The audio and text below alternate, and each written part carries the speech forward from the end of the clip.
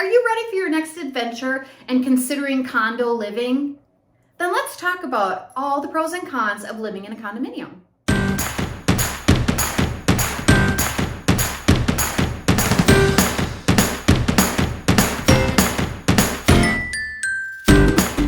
Hey friends, it's Paula Tisch, your favorite Huntsville realtor. And if you love my videos, please then like it and follow me right here on this YouTube channel. And on all the socials, at List with Paula. In the realm of modern living, many individuals and families are opting for the convenience and the unique experience that comes with condo living. As a highly sought after lifestyle choice, condominiums offer a wide variety of benefits to cater to various preferences and needs.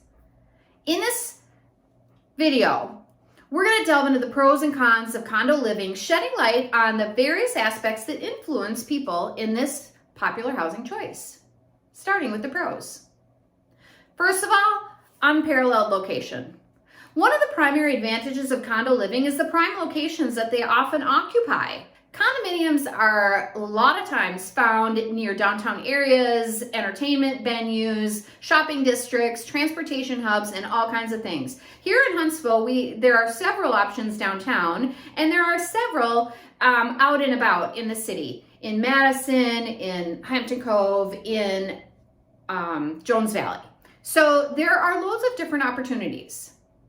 Number two is the maintenance and amenities. Condominium communities typically provide a range of amenities such as swimming pools, fitness centers, communal spaces, and all kinds of services. At my condo, we have trash concierge services where they come pick up the trash every week, twice a week, you guys.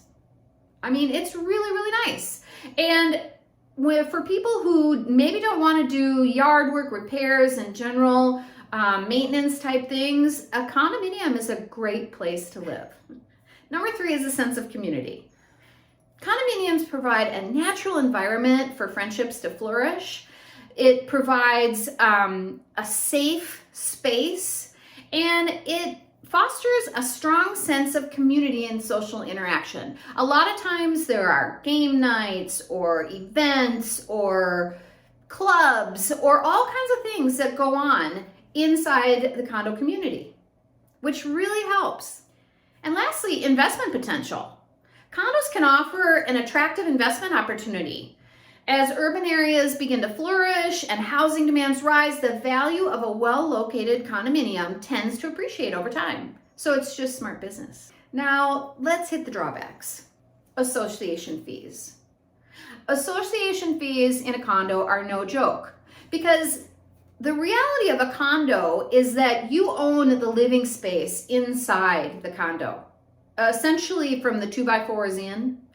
And the rest of the area you also own in joint with the rest of the people that live on the property.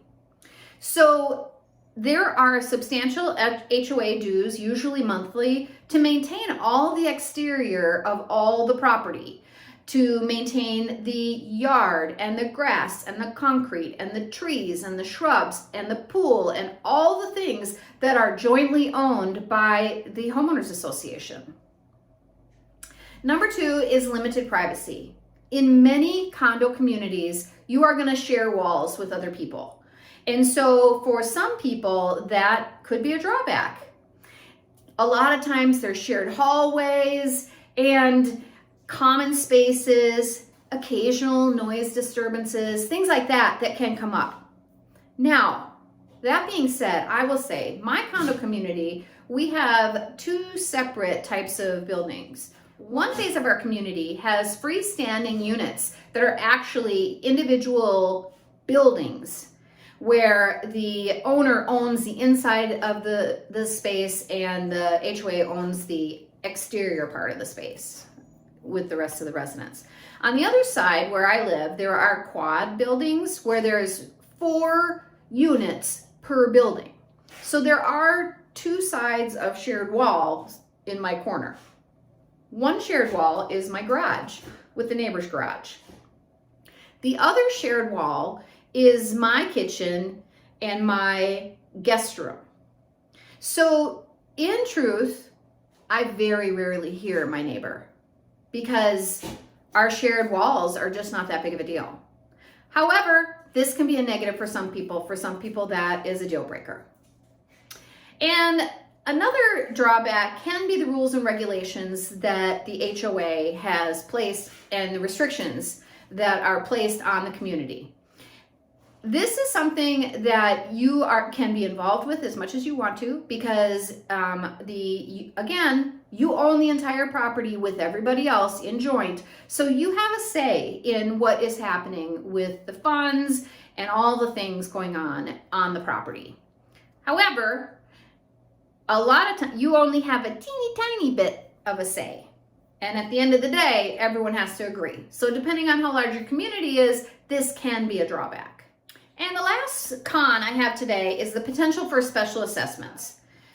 As you know, in a condo community, you are paying an HOA dues to the HOA to cover the cost of all of the property that you own in joint with the other tenants. So there is that cost. If, for example, something comes up like all the roofs need to be replaced at the same time, or you have a sinkhole, or the pool goes bonkers and you have to have it replaced, or you all decide you're going to put in some kind of a structure or whatever. If there is something like that that happens, or that the board chooses to do, or that the HOA chooses to do together, then you would have what's called a special assessment, where the cost of whatever that item is will be divided amongst all the people in the community. While special assessments are usually rare, they can impose a sudden financial strain on you if you're not prepared for it. So there's a few things about condo living. They have multitudes of advantages, including the prime locations and the convenience and the amenities and all the cool stuff that goes along with it. But it is essential to understand the association fees and the limited privacy and the possibility of special assessments and things like that before you decide to take the plunge. And I'm here to help you. Whether you're upsizing or downsizing, whether you're choosing a condo or choosing a single family home, I am here to help you. I want to help you with your next adventure.